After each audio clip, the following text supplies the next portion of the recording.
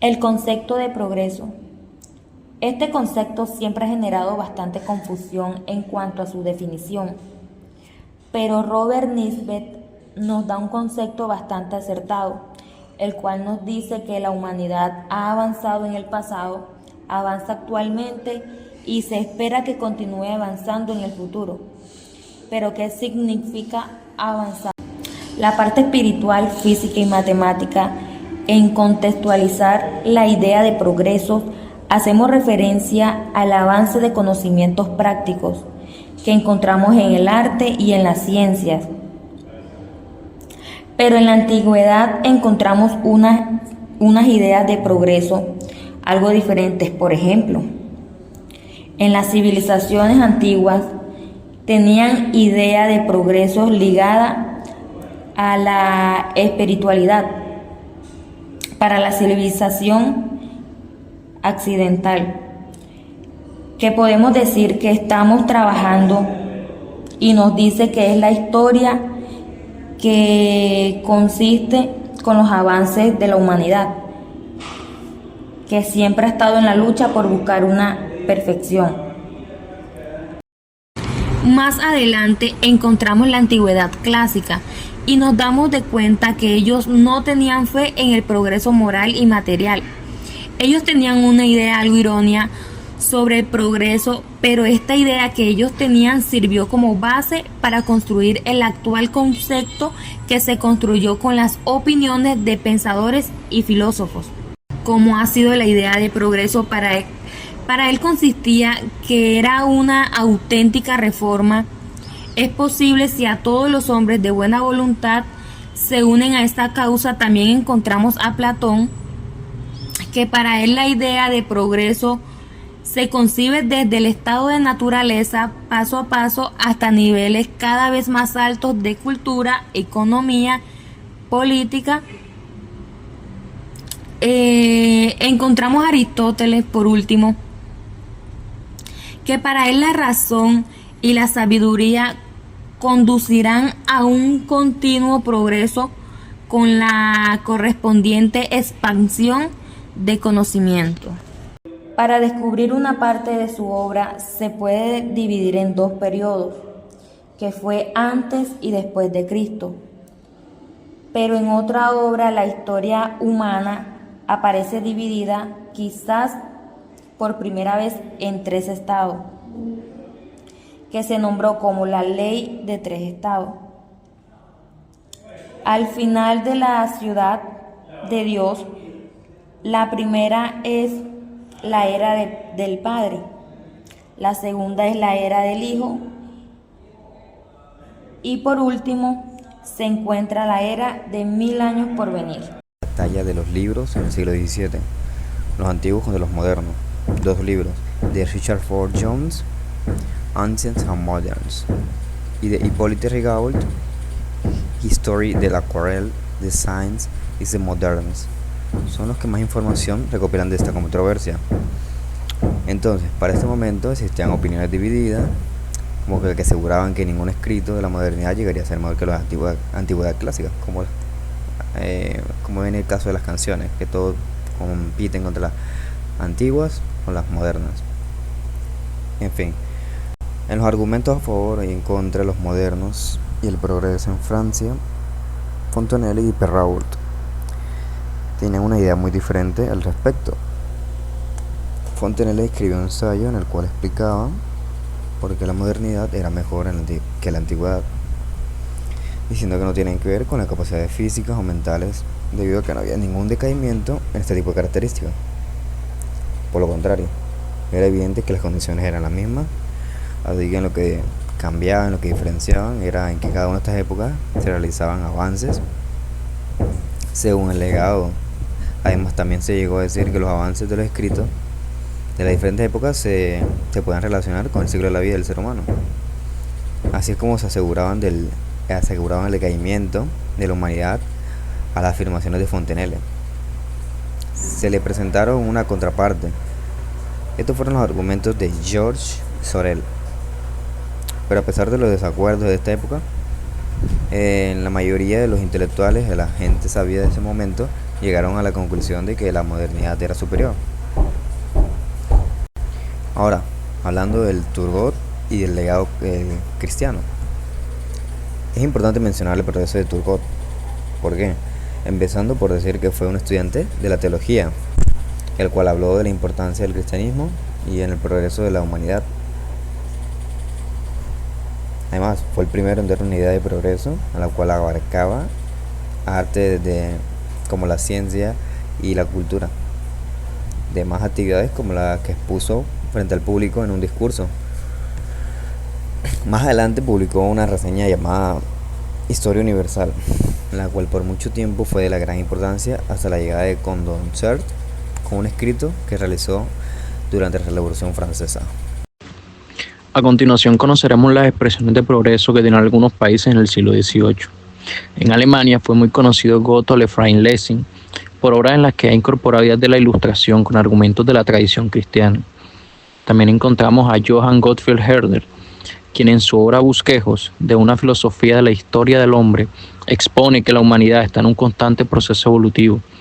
Y por último, uno de los más importantes filósofos alemanes, Immanuel Kant, en su obra titulada Idea de una historia universal, desde un punto de vista cosmopolita. Habla principalmente del progreso de la humanidad. Citando textualmente lo que dice en la obra, una de las frases más icónicas es: todas las aptitudes implantadas en una criatura por la naturaleza están destinadas a desarrollarse por completo y conforme a su fin en el curso del tiempo. En Inglaterra y Escocia, Adam Smith, en su texto sistemático La riqueza de las naciones, habla acerca del orden natural del progreso, en donde va a encontrar que Europa Occidental está en un estacionamiento debido a que leyes y costumbres desacertadas están interfiriendo en el progreso natural de la riqueza, el trabajo y las habilidades. Ahora, en contraparte a esto, se encuentra William Godwin, quien con su obra nos dice que el desarrollo de la humanidad ha sido tan rápido que se puede anticipar un futuro en el que los seres humanos se liberen del hambre, de la miseria y de la explotación, y de este modo mantengan una paz tanto física como mental. Continuando con el mismo tema, en Francia, Rousseau nos explica que para el panorama el progreso se debe iniciar desde un estado natural, para luego ir paso a paso y evidenciar cómo cada vez va ascendiendo en la humanidad los niveles de moralidad del lenguaje, del parentesco, y cómo van evolucionando las artes y las ciencias, creando así una organización social y cultural. También aquí en Francia se encontraba Condorcet, quien convirtió las 3 etapas que creó Turgot en 9 etapas, con una 10ª aún por venir, cuando el hombre conocería todos los gozos de la libertad, la igualdad, la justicia y el humanitarismo. Explicándolas a manera general, se basan en una organización social de parentesco, donde empiezan a generar el lenguaje, las artesanías, las aldeas de las ciudades en comercio. Sin embargo, se tiene en cuenta que aún se encuentra la barbarie, pero que en un futuro estos actos ya no se van a ver, debido a que va a haber una revolución del conocimiento que va a garantizar logros como la igualdad, la libertad y la justicia. En Norteamérica, encontramos escritores como Thomas Jefferson, John Adams, Joseph Priestley, quienes tienen una idea del progreso que se centra en la ciencia y en las artes, y cómo ellas han evolucionado debido al conocimiento y cómo disminuye el estado de barbarie en este progreso. El punto de vista del progreso del siglo XIX. La fe del progreso alcanzó a ambos lados del Atlántico. Empecemos por Francia, donde tenemos a Auguste Comte, quien nos dice que la esencia del progreso humano es intelectual, debido a que hay un desarrollo desde la teología a la metafísica y a la ciencia, con la cual se va a crear una ciencia. En un principio va a ser denominado física social y luego pasará a acuñar el término de sociología, en la cual estará incluidas ciencias como la economía y la política. A partir de esta va a tener 2 divisiones, en la cual se encuentra la estadística social, que es el estudio de las relaciones sociales, y la dinámica social, que son las principales sustancias del progreso humano. En Alemania, Hegel, el filósofo idealista, dictó cátedra en la Universidad de Berlín, en la filosofía de la historia, donde se atribuye la idea del progreso. Consiste en un impulso de perfectibilidad, gracias al racismo y la experiencia mental. Tenía conceptos de Estado como mejor institución. Por otro lado, está Marx en su obra El Capital, donde habla sobre la desaparición del capitalismo y nacionalismo de la sociedad. Pero en esta obra más célebre, el Manifiesto Comunista proclama la maravilla del capitalismo y lo justifica, diciendo que cumple un papel fundamental en la preparación de la esencia, industria y tecnológica. En Inglaterra se encontraba J.S. Mill, quien era el discípulo del Conte y respalda la ley de las 3 etapas de este mismo. No solo apoyó esta idea, sino que además en su ensayo titulado Sobre la libertad, habla de las sociedades estacionarias y progresistas, dando como manifiesto que la máxima libertad es el resultado del progreso de la sociedad. Dentro de esta temática se encuentra también Herbert Spencer, quien es un mayor filósofo del progreso del siglo XIX y dedicó toda su vida a demostrar el funcionamiento de las leyes del progreso en la naturaleza y en la sociedad humana, y lo plasmó en su obra Filosofía Sintética, la cual son 10 volúmenes, y se apoyó de su otro libro Estática Social, donde expuso los principios rectores de su pensamiento. En Estados Unidos de Norteamérica está David Marcel, quien era en su libro Progress and Pragmatism, hablaba del progreso como una religión al punto que en 1855 y 1893 hubo exposiciones sobre el progreso en Londres y Chicago respectivamente, resaltando el intelecto del hombre. Ahora, en los escépticos del progreso del siglo XIX, aquí hubo una frase icónica: no se puede detener el progreso, lo que quiere decir que ya existían escépticos que ponían en duda la existencia del mismo progreso. En este punto se encuentran filósofos como Jacob Burckhardt y Friedrich Nietzsche, pasando por Arthur Schopenhauer hasta llegar a Oswaldo Spengler, W.R. Inge y Austin Freeman. Los hombres del siglo XIX y comienzos del siglo XX, que no tenían fe en el progreso humano. Sin embargo, muy aparte de ellos, la gran mayoría de filósofos de este siglo sí tenían fe al progreso humano. El lado oscuro del progreso, poder, nacionalismo y racismo. Este tiene un lado oscuro que se manifestó entre finales del siglo XIX y principios del siglo XX. Durante este periodo, algunos pensadores exaltaron el poder político como clave para la salvación humana y vincularon el progreso con razas específicas, como la nórdica o la anglosajona. Filósofos como Spencer, Fichte y Hegel defendieron diferentes visiones sobre el Estado, mientras que Gobineau y Chamberlain promovieron ideologías raciales. Aunque Marx criticaba el Estado, también hizo parte de este debate.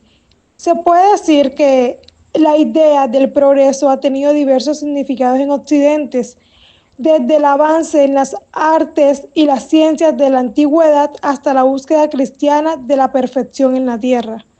El destino del progreso en el siglo XX tiene múltiples significados. La fe en el progreso decayó en Occidente debido a la Primera y Segunda Guerra Mundial, la Gran Depresión y el despotismo militar de las monarquías europeas que implementaron medidas educativas. Además, el agotamiento de los recursos naturales tuvo un gran impacto en la época. La fe en el progreso en los albores del siglo XX. Esta idea se fortaleció en la industria y el comercio. Surgieron dos posturas clave. Una defendía el mercado libre sin intervención estatal, mientras que la otra creía que el progreso resurgiría cuando se reactivaran los procesos económicos naturales. Esta visión progresista predecía que la historia eliminaría las barreras hacia la abundancia, la igualdad, la justicia y la razón.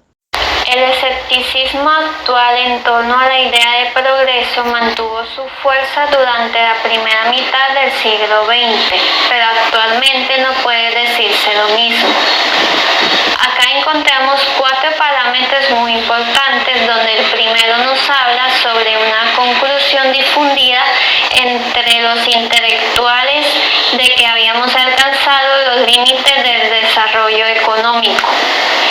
El industrialismo ha debilitado actualmente el deseo de obtener los beneficios y incluso ha enfriado el interés en aquellos que la han alcanzado. Antes afirmaban que cada uno no alcanzaba un avance tecnológico industrial, el cual debilitaba los valores sociales y morales que parecían internamente compatibles con el desarrollo económico. En el segundo, encontramos la creciente convicción de que estamos agotando rápidamente los recursos de la naturaleza. Y esta creencia fue llamada la invariabilidad de las leyes de la naturaleza, lo cual implicaba que los recursos naturales nunca se agotarían y que el único desafío era la capacidad del hombre para explotarlos. En el tercero, dice que la ciencia ha alcanzado los límites de su propia capacidad de desarrollo y esta ciencia ha llegado al punto en que los nuevos logros serán perjudiciales antes que beneficiosos en lo referente a la psicología y a la moralidad del ser humano. En el cuarto, el científico Denis Gabor sugirió que el trabajo es la única ocupación en ventaja hasta ahora que la humanidad ha sido capaz de soportar, pero dice que el avance tecnológico y el culto del ocio, el desarrollo de la ética del trabajo declina y la ética de los ciudadanos van avanzando rápidamente junto con el ocio y esto va proporcionando una visión hacia el futuro.